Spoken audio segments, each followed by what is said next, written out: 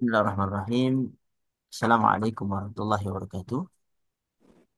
Waalaikumsalam warahmatullahi wabarakatuh. Alhamdulillah, wassalatu wassalamu ala rasulillah wa ala alihi wa ashabihi wa man tabi'ahum bi ihsanin ila yaumiddin. Qala ta'ala, ya ayyuhalladzina amanu taqullaha haqqa tuqatih wa la tamutunna illa wa antum muslimun. Amma ba'du. Segala puji bagi Allah Subhanahu wa taala yang memudahkan pertemuan kita pada kesempatan kali ini untuk sama-sama kita belajar dan saling mengingatkan dan juga saling menyemangati di antara kita, khususnya di dalam program yang sama-sama kita akan masuk ke dalamnya, yaitu program metodeku untuk khatam Al-Quran. Dan untuk kali ini kita telah sampai kepada angkatan yang ketiga. Jadi Bapak Ibu sekalian, sekarang di angkatan yang ketiga, yang mana angkatan pertama kita mulai sekitar bulan November ya. Dan subhanallah, dari 2 bulan yang sudah berjalan angkatan pertama, sebagiannya ada sudah khatam 5 juz, lima kali khatam. Ada yang 4 kali khatam, ada yang 2 kali khatam, ada yang 1 kali khatam, ada yang masih di perjalanan. Dan ini luar biasa ternyata, teman-teman sekalian, ketika berkumpul seseorang yang mempunyai suatu eh, keinginan, khususnya keinginan yang sangat luar biasa di dalam khatam Al-Quran, kemudian mereka saling memperkuat satu dengan yang lainnya, karena dikatakan al-mu'min dhaifun li nafsihi, ya, dhaifun binafsihi. Jadi seorang mukmin itu eh, apa namanya, lemah terhadap dirinya sendiri ketika dia sendiri, tapi qawiyun bi ikhwani, tapi dia akan menjadi kuat, menjadi luar biasa ketika dia bertemu dan berkumpul di kelompoknya yang sama-sama memiliki satu tujuan. Dan inilah eh, poinnya yang kita ingin sama-sama laksanakan untuk kita sama-sama sukses, khususnya bersama dengan kitab kita, yaitu Al-Quranul Karim, yang mana mudah-mudahan Allah Subhanahu wa Ta'ala yang mengumpulkan kita di dalam ketaatan, di dalam membaca Al-Quran Al-Karim ini, bahkan sampai menghatamkannya, mengumpulkan kita juga di surganya Allah Subhanahu wa Ta'ala yang penuh dengan kenikmatan. Para hadirin yang dirahmati Allah Subhanahu wa Ta'ala, angkatan pertama sudah berjalan dan sebagian ada yang 5 kali khatam seperti yang saya bilang. Angkatan kedua yang baru bulan kemarin sudah ada beberapa orang yang sudah sekali khatam. Ya. Jadi program ini adalah program yang disesuaikan dengan kemampuan dan waktu yang ada di diri para peserta. Yang mana nanti kita akan jelaskan, insya Allah, setelah kita sama-sama saling mengingatkan berkenaan dengan fadilah daripada keutamaan membaca Al-Quran. Sebelumnya kita coba bersama-sama saling mengingatkan untuk menguatkan azam kita di dalam mengikuti program ini, ya. Yang mana ternyata Al-Quran sendiri juga sudah menyuruh kita, bahkan di dalam hadis-hadis Rasulullah SAW mengingatkan kita juga akan keutamaan yang akan kita peroleh ketika kita bisa lebih intens terhadap kitab suci kita, yaitu Al-Quranul Karim. Coba kita lihat di surat Fatir ayat 29 sampai 30, Allah berfirman, "Innal ladzina yatluna kitab Allah." Sesungguhnya orang-orang yang selalu membaca kitab Allah. Wa aqamus salah. Mereka mendirikan salat. Wa anfaqu mimma razaqnahum sirran wa alaniyatan yarjuna tijaratan lan tabur. Dan mereka juga menafkahkan sebagian dari rezeki yang kami anugerahkan kepada mereka, baik dengan diam-diam ataupun terang-terangan. Ya. Yang mana mereka itu yarjuna tijaratan lan tabur. Mereka mengharapkan perniagaan yang tidak tidak akan pernah merugi. liyuwaffiyahum ujurahum wa yazidahum min fadlih innahu ghafurur syakur. Agar apa? Agar Allah menyempurnakan kepada mereka pahala mereka dan menambah kepada mereka dari karunia-Nya. Innahu ghafurur syakur. Sehingga Allah Maha Pengampunan lagi Maha Mensyukuri. Yatsluna kitab Allah. Orang-orang yang selalu membaca kitab Allah. Dan membaca ini disebutkan bahwasanya terbagi menjadi dua. Membaca secara hukum, yang maksudnya membenarkan berita yang ada di Al-Quran, kemudian melaksanakan hukum-hukumnya, menjauhi larangan-larangannya, dan itu yang seharusnya nanti harus kita laksanakan di dalam kita memahami Al-Quran, menjadikannya imam kita di dalam kita mendapatkan kebahagiaan di dunia dan di akhirat, yaitu dengan menjalankan apa yang termaktub di dalam Al-Quran dan juga menjauhi apa yang dilarang. Kemudian membaca yang kedua, membaca secara lafaz, yang mana kita akan masuk ke dalamnya, yang mudah-mudahan dengan seringnya kita bersinggungan dengan Al-Quran, membaca lafaznya, bahkan sampai menghatamkannya, bahkan berulang kali di dalam menghatamkannya, mudah-mudahan ini bisa membantu untuk bisa melaksanakan isi daripada Al-Quran. Karena tidak mungkin seorang bisa melaksanakan isinya ketika dia tidak mengetahui apa yang ada di dalam. Ya. Dan ini banyak nas-nas di dalam eh, hadis-hadis Rasulullah SAW yang menunjukkan tentang keutamaan. Di antaranya kita akan sebutkan sebuah hadis dari Sahih Al-Bukhari dari Utsman bin Affan radhiyallahu anhu, bahwasanya Nabi SAW menyebutkan khairukum man ta'allama al-Qur'an wa 'allamah. Sebaik-baik kalian adalah yang mengajarkan Al-Quran, ya, yang mempelajari Al-Quran dan mengajarkannya. Ya. Jadi sebaik-baiknya seseorang itu ketika dia berada di dua posisi ini. Baik dia mempelajari Al-Quran, mempelajari isi Al-Quran, mempelajari bacaannya, menghafalkannya, ya, mengetahui tafsirnya, kemudian melaksanakannya, ataupun mengajarkan ketika Allah Subhanahu wa taala telah amanahkan kepadanya sedikit daripada ilmu Allah Subhanahu wa taala di dalam hal ini. Baik dia telah bagus bacaannya, diajarkan kepada orang lain. Baik dia bisa membaca tafsir, maka dia ajarkan tafsir kepada orang lain. Baik eh, dia bisa menjalankannya, maka dia jadi contoh untuk orang lain dalam pengamalan Al-Quran. Dan kita menginginkan di dalam halakoh kita ini, yaitu metodeku dalam untuk khatam Al-Quran, menjadikan kita bisa masuk dalam hadis Rasulullah SAW ini. Kemudian hadis yang lain dari Aisyah, ya, diriwayatkan oleh Bukhari dan Muslim, bahwasanya Nabi Shallallahu Alaihi Wasallam berkata, "Al-mahiru bil Quran ma'as safaratil kiramil bararah." Jadi orang yang pandai membaca Al-Quran itu bersama malaikat yang mulia lagi berbakti. Walladzi yaqra'ul Quran wa yatata'ta' fihi wa huwa 'alaihi syaq lahu ajran. Sedangkan orang yang membaca Al-Quran dan ia terbata-bata di dalam membacanya dan merasa berat atasnya, maka untuknya dua pahala.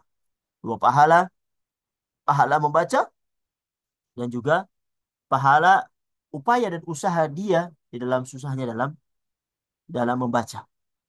Dan ini baik. Ya. Jadi walaupun misalnya ikhwas sekalian masih agak kurang eh, bagus bacaannya atau masih terbata-bata, maka lanjutkan. Mudah-mudahan dengan seringnya kita membaca menjadikan jalan untuk kita eh, bisa bersama para malaikat yang mulia lagi berbakti dikumpulkan kepada orang yang pandai baca Al-Quran. Di sisi yang lain, diriwayatkan Bukhari dan Muslim dari Abu Musa Al-Asy'ari radhiyallahu anhu, bahwasanya Nabi Shallallahu alaihi wasallam bersabda, "Mathalul mu'min," perumpamaan orang yang beriman, "alladzi yaqra'ul Qur'an kamathalil utrijjah." Jadi orang yang beriman dan dia membaca Al-Quran, dia seperti buah utrujah. Bagaimana buah utrujah itu? Disebutkan oleh Nabi Shallallahu alaihi wasallam, "Rihuha thayyib wa ta'muha thayyib." Jadi rasanya enak juga aromanya itu wangi. Dicium itu wangi. Orang yang belum memakannya merasa eh, dengan wanginya itu bisa tercium. Ketika dimakan, dia enak. Itulah orang yang membaca Al-Quran dan dia beriman pada Allah Subhanahu wa Ta'ala. Sedangkan wa mathalul mu'min alladzi la yaqra'ul Quran, dan perumpamaan seorang mukmin yang tidak membaca Al-Quran, ya kamathalit tamrah, dia seperti buah kurma. La riha laha wa ta'muha hulwun. Dia tidak mempunyai eh, apa namanya aroma, dia tidak mempunyai wangi, tetapi rasanya manis. Jadi kita menginginkan derajat yang tinggi. Orang beriman dan membaca Al-Quran supaya di samping akhlak Al-Quran itu ada di diri kita, juga orang lain ketika berada di samping kita tuh merasa nyaman karena mereka merasa duduk bersama orang-orang yang beriman kepada Allah Subhanahu wa taala. Dan ini sebuah kebanggaan dan keutamaan yang luar biasa ketika seorang beriman dan membaca Al-Quran, karena dia akan mendapatkan kemuliaan di sisi Allah Subhanahu wa taala, dan bukan maksudnya untuk berbangga-bangga, tidak, tapi berbangga di dalam keimanan yang menjadikan dia lebih taat kepada Allah Subhanahu wa taala, dan dengan adanya dia menjadikan orang lain juga merasa mendekatkan diri mereka kepada Allah Subhanahu wa taala, karena memang seorang yang beriman kemudian baca Al-Qur'an kemudian mengamalkannya, orang-orang yang ada di sampingnya itu ketika dia ada merasa tenang, ya. Tidak terdolimi, tidak tersakiti baik dengan kata-kata baik dengan perbuatan, bahkan terkeluar di dalamnya nasihat-nasihat yang mendekatkan diri mereka kepada Allah Subhanahu wa taala. Di hadis yang lain dalam Sahih Muslim dari Abu Umamah, bahwasanya Nabi Shallallahu alaihi wasallam menyebutkan Iqra'ul Quran. Ya, ini perintah untuk membaca Al-Quran. Kenapa? Fa innahu ya'ti yaumal qiyamati syafi'an li ashabi. Karena apa? Al-Quran ini dia akan datang pada hari kiamat, dia akan memberi syafaat kepada pembacanya. Di hari yang tidak bermanfaat, wala malu wala banun. Tidak ada anak-anak, tidak ada harta, tidak bermanfaat semua itu. Tetapi Al-Quran yang kita amalkan, yang selalu bersama kita dalam kehidupan kita, yang kita taruh dia sebagai aulawiyat, yomiyah, sebagai wirid harian yang harus dan tidak boleh tertinggalkan. Dia seolah-olah sebagai pakaian kita yang selalu kita pakai, ya, untuk menutupi aurat kita, untuk menjaga kita daripada panas, menjaga kita daripada hal-hal yang tidak Allah ridhoi. Itulah yang kita bersamanya di dunia, dia juga akan bersama kita di akhirat dan memberi syafaat kita di hari yang tidak bermanfaat lagi harta dan juga anak-anak. Dan ini yang sangat kita tunggu-tunggu. Tentunya harus kita berusaha menjadi temannya di dunia ini supaya dia bisa bersama kita di akhirat nanti di dalam memberi syafaat. Kemudian hadis yang lain dari Abdullah bin Mas'ud, Nabi Shallallahu alaihi wasallam bersabda, "Man qara'a harfan." Ini pahala orang yang membaca Al-Quran. Barang siapa yang membaca satu huruf, man qara'a harfan min kitabillah falahu bihi hasanah. Barang siapa yang membaca satu huruf Al-Quran, maka baginya satu kebaikan. Wal hasanatu bi asyri amsalihah. Dan satu kebaikan itu dibalas 10 kebaikan. Ya. La aqulu alif lam mim harfun. Aku tidak mengatakan ketika engkau membaca alif lam mim itu satu huruf. Walakin alifun harfun, alif itu satu huruf, wa lamun harfun, lam satu huruf, dan mim, wa mimun harfun.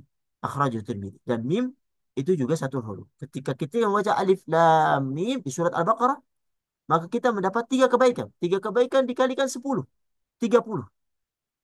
Lalu bagaimana pendapat kau apabila seorang itu bisa menghatamkan seluruh Al-Quran? Berapa pahala yang akan dia dapatkan di Allah Subhanahu wa taala ketika dia membacanya.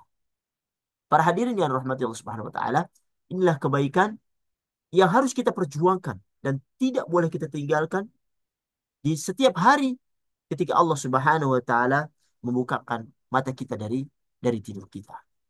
Kemudian di hadis yang lain disebutkan dari Sahih Muslim dari Abu Hurairah radhiyallahu anhu, "Majtama'a qaumun fi baitin min buyutillah." Tidaklah satu kaum berkumpul di salah satu rumah Allah Subhanahu wa taala, itu masjid-masjidnya. Yatluna kitab Allah, mereka membaca kitab Allah, lagi-lagi membaca ya kan? Bahkan mereka juga wa yatadarasuna bainahum. Mereka juga saling mempelajari di antara mereka. Maka akan mereka dapatkan beberapa hal. Yang pertama, illa nazalat alaihim sakin. Turun ketenangan kepada mereka. Karena seorang muslim dengan kitabnya itu seperti seekor ikan dengan air. Dia tenang di sana. Dia hidup di habitatnya. Ketika seorang ikan itu keluar dari habitatnya, maka dia akan menjadi kering. Bahkan bisa menyebabkan kematian.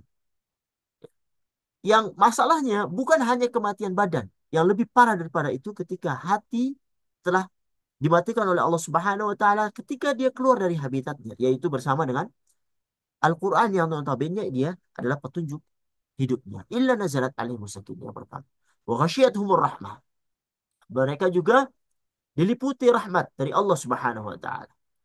Yang ketiga, wa haffat humul malaikah, dan mereka dikelilingi malaikat. Ya. Makhluk yang la ya'sunallah ma amarahum wa yaf'aluna ma yu'marun. Yang tidak pernah bermaksiat pada Allah, yang terlalu melaksanakan perintah Allah Subhanahu wa taala. Itu bersama orang-orang yang yatluna kitab Allah wa yatadarasuna fima bainahum. Dan juga yang keempat, wa dzakarahumullahu fiman indah. Dan Allah Subhanahu wa taala menyebutkan mereka pada malaikat yang ada di sisinya. Yang mereka ketika bermajlis dengan Al-Quran di dunia, maka mereka diangkat namanya di majlis yang lebih baik daripada majlisnya di dunia, yaitu majlisnya para para malaikat. Ya. Di hadis yang lain dari Sahih Muslim dari Uqbah bin Amir radhiyallahu anhu, Nabi sallallahu alaihi wasallam bersabda, "Afala yakhtu ahadukum ila al-masjid faya'lama aw yaqra ayatain min kitabillahi azza wa jalla." Tidaklah seorang darimu itu pergi ke masjid, lalu dia mempelajari dua ayat daripada Al-Quran.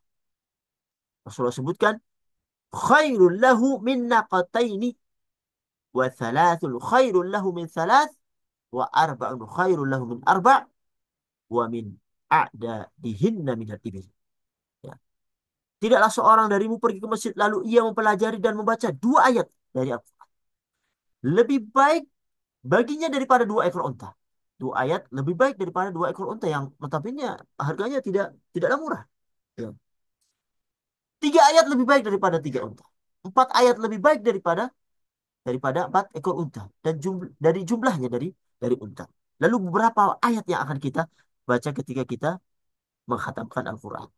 Kita memohon kepada Allah Subhanahu wa taala untuk dimudahkan, diberi taufik dan hidayah untuk bisa melaksanakannya.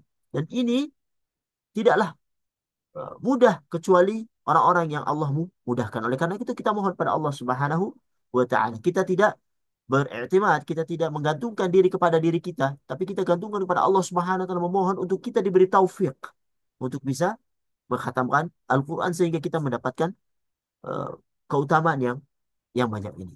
Sedangkan orang yang menghafal Al-Qur'an disebutkan Rasulullah Shallallahu alaihi wasallam, mereka harus ta'ahadu Al-Qur'an. Mereka harus menjaga hafalan Al-Qur'an. Walladzi nafsi biyadi lahu asyaddu tafassiyan minil ibil fi uquliha. Karena apa? Karena Rasulullah Shallallahu alaihi wasallam bersumpah, demi Allah yang diriku berada di tangannya, sungguh ia, yaitu hafalan Al-Quran itu lebih cepat terlepas daripada unta dari dalam ikatan. Jadi unta kalau dia diikat, ya, maksudnya ketika akan diikat ya supaya tidak lari, itu dengan banyaknya bergerak kakinya diikat gitu ya supaya dia bisa duduk.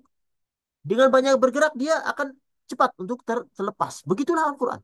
Lebih cepat terlepasnya. Oleh karena itu, orang-orang yang Allah telah beri anugerah hafalan Al-Quran, maka dia harus ta'ahad. Harus selalu dijaga itu dengan murajaah. Dan mungkin bisa jadi program ini juga bisa digunakan untuk murajaah bagi para hufad yang telah menghafal Al-Quran supaya bisa lebih lebih terjaga. Karena apa? Di dalam program ini, teman-teman sekalian akan dibantu untuk di absen setiap hari. Ketahuan siapa yang absen, siapa yang tidak baca. Kemudian kalau misalnya absennya terlalu banyak, maka dipersilakan untuk dikeluarkan untuk bisa ikut apa namanya angkatan yang selanjutnya. Gitu. Barangkali dia mau berkenan. Dan ini mudah-mudahan bisa menjadikan kita lebih semangat lagi karena ternyata dengan bersama-sama orang yang memiliki satu tujuan itu memudahkan seorang untuk bisa mencapai apa yang dia inginkan. Baik ikhwan sekalian yang rahmati Allah Subhanahu wa taala, kita akan masuk berkenaan dengan program ini. Jadi program ini adalah program 120 hari. Program 120 hari. Nanti akan saya sebutkan berkenaan dengan eh, apa namanya? Khutbah yang akan atau melaksanakan setiap harinya. Jadi program ini adalah program 120 hari. 120 hari itu dia yang dihitung dari Sabtu sampai hari Kamis. Ya, Sabtu sampai hari Kamis. Yang eh, hari Jumat adalah hari libur. Hari Jumat adalah hari libur. Ya, langsung saja saya sebutkan di sini. Saya bukakan untuk ininya, muqarrarnya. Ya, ini muqarrar untuk angkatan yang ketiga. Ya. Jadi angkatan ketiga itu akan dimulai besok pada hari Sabtu. Ya, hari Sabtu eh, tanggal 1 Februari ya. 1 Februari. Jadi program 120 hari ini atau kurang lebih 4 bulan. 4 bulan hari aktif. 4 bulan hari aktif. 6 hari setiap minggunya dan hari Jumat itu libur. Yang mana peserta memilih sesuai dengan kemampuannya dan waktu yang ada di dirinya. Yang penting di sini adalah istiqomah setiap hari. Bukan banyaknya. Jadi misalnya Anda pilih 3 juz. Tapi ternyata baru 2 hari nggak mampu. Ya, terus ngilang. Mending pilih seperempat juz, 5 halaman. Ya. Tapi istimror terus dan berkesinambungan. Itu lebih baik. Maka Bapak sekalian sesuaikan dengan kemampuan Anda. Jadi program 120 hari ini atau 4 bulan ini, peserta dipersilakan untuk memilih 5 program yang telah disiapkan. Yang pertama program 3 juz, kemudian 2 juz setiap hari, kemudian 1 juz setiap hari, kemudian setengah juz, kemudian seperempat juz. Ya, kalau kita memakai mushaf Madinah atau di Indonesia terkenal mushaf pojok, maka 1 juz itu ada 20 halaman. Maka ketika eh, 1 juz berarti dia 20 halaman. Ketika setengah juz berarti 10 halaman. Ketika seperempat juz berarti 5 halaman setiap setiap harinya. Ya. Peserta membaca setiap hari sesuai dengan muqarrar yang telah ditetapkan. Ya, ini sudah telah saya buatkan muqarrarnya untuk membantu harusnya pada hari ini itu sampai kemana. Misalnya untuk program yang eh, program 3 juz setiap harinya. Maka dia dalam 120 hari dia akan khatam sebanyak 12 kali. Itu target 12 kali khatam di dalam program 120 hari. Yang dimulai dari 1 Februari 2025 dan akan berakhir pada hari Kamis 19 Juni ya 19 Juni 2025. 19 Juni 2025. Semuanya akan berakhir pada itu. Ya, mulai dari 1 Februari akhirnya adalah Kamis 19 Juni 2025. Tidak ada hari libur kecuali hari Jumat walaupun dia hari hari Idul Fitri itu tetap tetap program ini berjalan. Ya. Program yang 3 juz, maka pada tanggal 1 hari Sabtu dia harus membaca juz 1 sampai juz 3. Ya. Kemudian hari Ahad tanggal 2 juz 4 sampai juz 6. Dan begitu seterusnya sampai hari Selasa tanggal 11 dia membaca juz 28 sampai juz 30 dia khatam, khatam yang pertama. Maka nanti ditulis di laporan. Jadi laporan itu untuk Indonesia dia terakhir adalah pukul 00.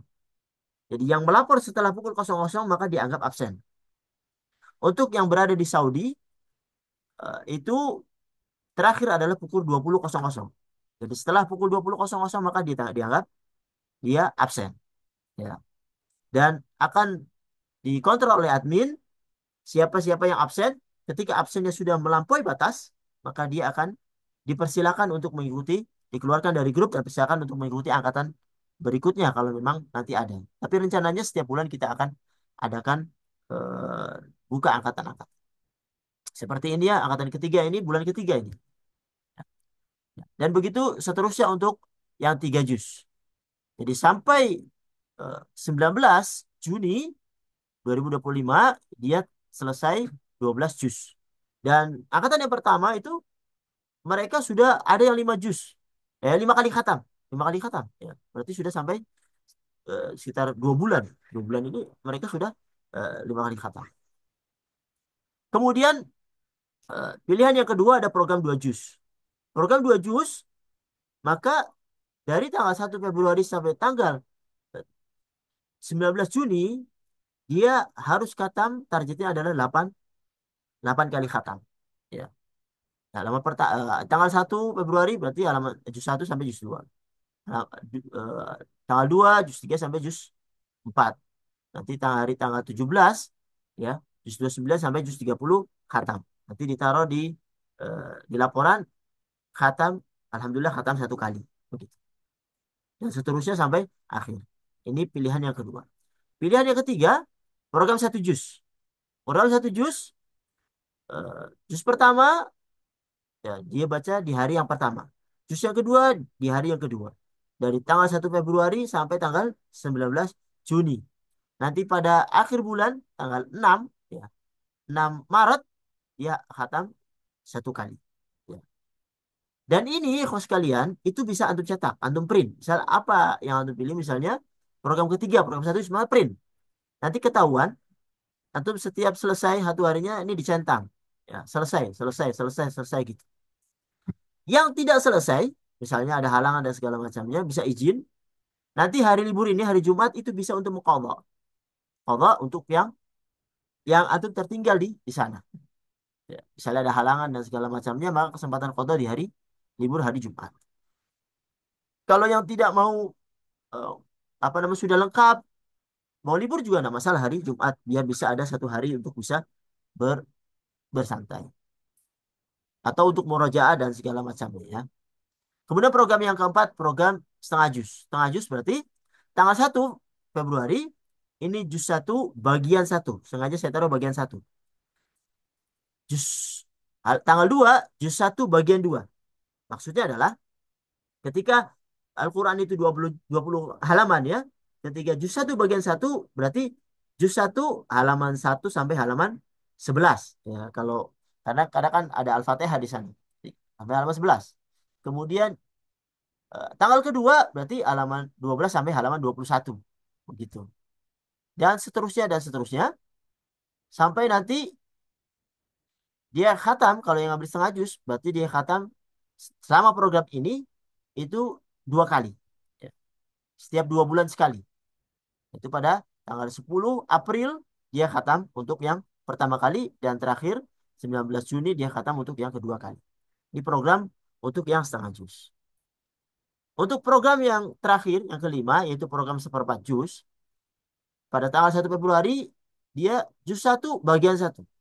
Berarti halaman 1 sampai halaman 6. Juz 1 bagian 2, halaman 7 sampai halaman 11.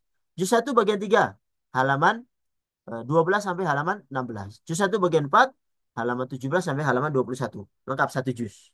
Dan begitu seterusnya. Bagi yang 1/4 juz, maka dia dalam 120 hari, dia akan khatam 1 kali. Khatam satu kali. Wah, lama sekali. Enggak, ini enggak lama. Berapa banyak orang yang bertahun-tahun dia belum pernah khatam. Karena apa? Karena tidak eh, tersusun rapi dan istiqomah. Ketika tersusun rapi dengan istiqomah, enggak apa-apa lama 4 bulan. Asal bisa khatam. Kalau 4 bulan, berarti setahun khatam 3 kali. Subhanallah. Tidak aja di bulan Ramadan, tapi di luar Ramadan dia bisa bisa khatam. Ya. Bahkan banyak di antara kita di Ramadan pun dia tidak bisa khatam. Ya. Makanya program ini kalau nanti yang di Ramadan mau upgrade seperti beberapa teman upgrade di mau Ramadan upgrade dari 1/4 juz jadi 2 juz silakan aja. Jadi Ini ikhwas sekalian adalah standar minimal untuk khatam. Misalnya 4 juz, standar minimalnya sekali dalam 120 hari. Ya. Kalau mau lebih itu bagus, tapi tidak boleh kurang. Apalagi kalau banyak absen, ya itu akan eh, menambah pengurangan daripada target yang akan dia dia capai. Dan program ini itu tidak terpaut dengan umur. Jadi semua umur, baik anak kecil, baik bapak-bapak, baik yang sudah sepuh, monggo silakan semuanya bisa ikut. Bahkan di program ini ada yang sekeluarga ikut. Bapaknya ikut, ibunya ikut, anaknya ikut, adiknya yang masih kecil juga pada ikut, yang masih sekolah. Ya. Tidak masalah sekeluarga saling mengingatkan untuk bisa menjadi keluarga yang Qurani sehingga menimbulkan keberkahan di dalam keluarganya. Secara singkat itu yang ada di dalam program ini. Ya. Untuk kemudiannya saya beri kesempatan kepada ikhwah barangkali ada yang kurang jelas dalam penjelasan saya ini. Barakallahu fiik. Ada yang ingin ditanyakan? Silakan.